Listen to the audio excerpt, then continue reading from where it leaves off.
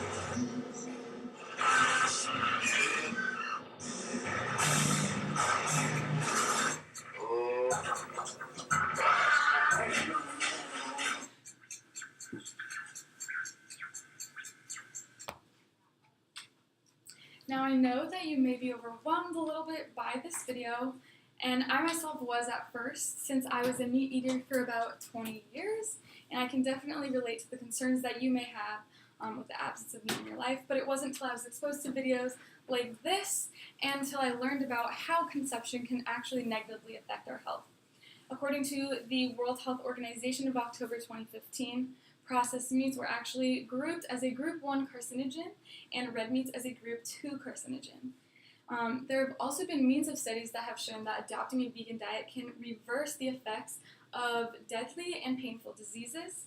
In the Journal of American College of Cardiology in January 2015, the president of the college, Professor Ken Williamson, got a patient that had very high-risk findings of cardiovascular disease. The patient chose to try to adopt a vegan diet and did so for 6 weeks, and the results were astounding.